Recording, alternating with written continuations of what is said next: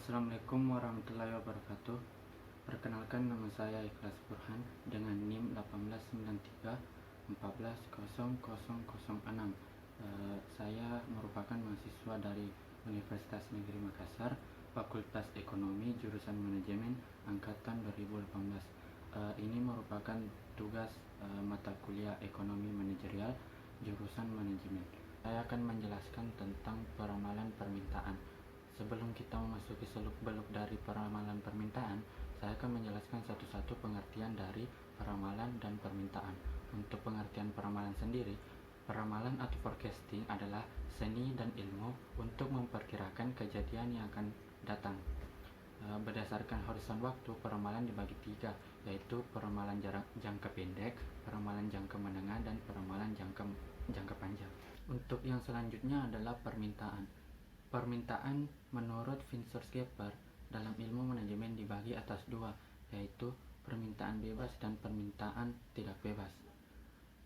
Permintaan bebas atau independent demand merupakan permintaan terhadap material, suku cadang, atau produk yang bebas atau tidak terikat langsung dengan struktur Bill of Material atau BOM untuk produk akhir atau item tertentu.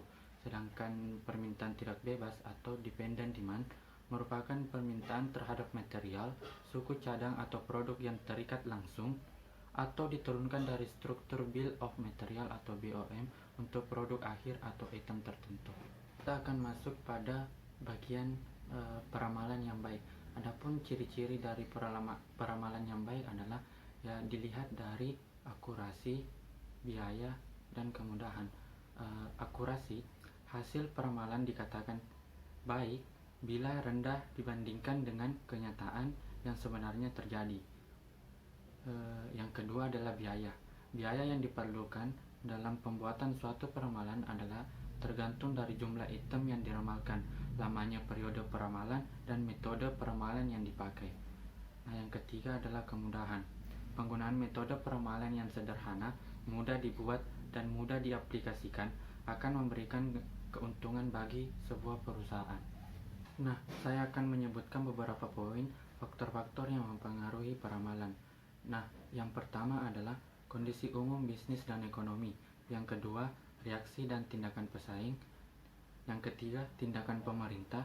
Yang keempat, kecenderungan pasar. Yang kelima, siklus hidup produk. Yang keenam, gaya dan mode. 7, perubahan permintaan. Dan yang terakhir adalah konsumen inovasi teknologi. Selanjutnya adalah pendekatan dalam peramalan. Terdapat dua pendekatan umum untuk peramalan. Yang pertama, peramalan kuantitatif dan peramalan kualitatif. Untuk yang pertama adalah peramalan kuantitatif.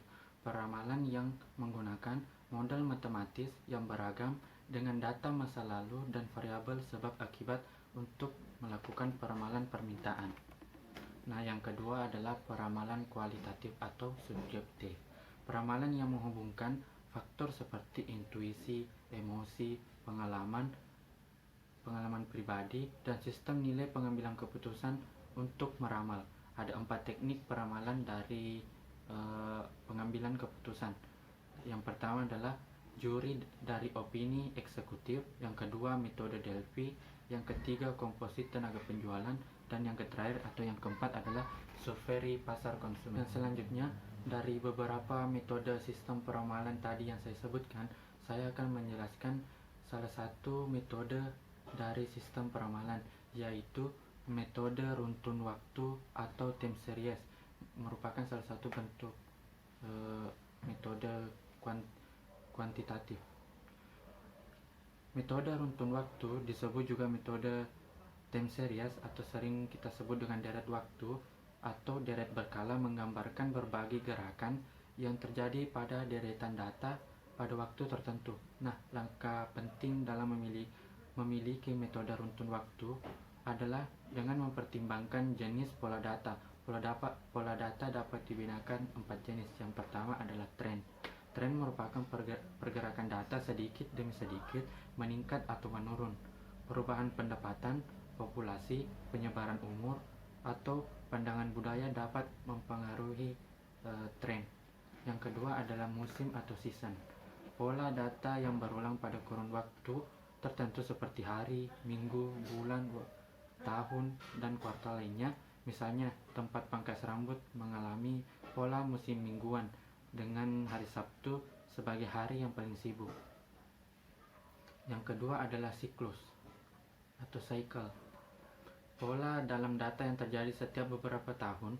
Siklus ini biasanya terkait pada siklus bisnis dan merupakan satu hal penting dalam analisis dan perencanaan bisnis jangka pendek.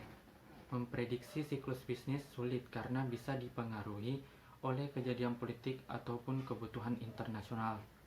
Yang terakhir atau yang keempat adalah variasi acak atau random, merupakan suatu titik khusus dalam data yang disebabkan oleh peluang dan situasi yang tidak biasa, tidak mempunyai pola khusus, jadi tidak dapat diprediksi. Untuk kesimpulan dari penjelasan saya perihal peramalan permintaan adalah peramalan adalah proses untuk memperkirakan beberapa kebutuhan di masa datang yang meliputi kebutuhan dalam ukuran kuantitas, kualitas, waktu, dan lokasi yang dibutuhkan dalam rangka memenuhi permintaan barang ataupun jasa. Salah satu jenis peramalan adalah peramalan permintaan. Peramalan permintaan atau forecasting demand merupakan tingkat permintaan produk-produk yang diharapkan akan terrealisasi untuk jangka waktu tertentu pada masa yang akan datang. Untuk mencocokkan antara supply dan permintaan, maka di sini perlu diperhatikan apa saja faktor-faktor yang mempengaruhi tingkat permintaan atau demand. Adapun faktor-faktor yang mempengaruhi tingkat permintaan, yang pertama perilaku konsumen, yang kedua ketersediaan dan harga barang sejenis pengganti, dan pendapatan atau penghasilan, serta banyaknya atau intensitas kebutuhan konsumen. Meramalkan permintaan dari pasar yang dimasuki oleh perusahaan adalah suatu pekerjaan yang perlu dilakukan oleh setiap manajer perusahaan dalam rangka memprediksi berapa besar peluang pasar yang tersedia di masa depan. Ada beberapa teknik peramalan permintaan. Ada secara kualitatif seperti teknik survei, teknik jejak pendapat, metode Delphi, analogi histori, dan dugaan manajemen. Selain itu ada juga teknik peramalan secara kuantitatif seperti teknik time series, casual, dan lain-lain. Saya rasa cukup untuk penjelasan tentang peramalan permintaan.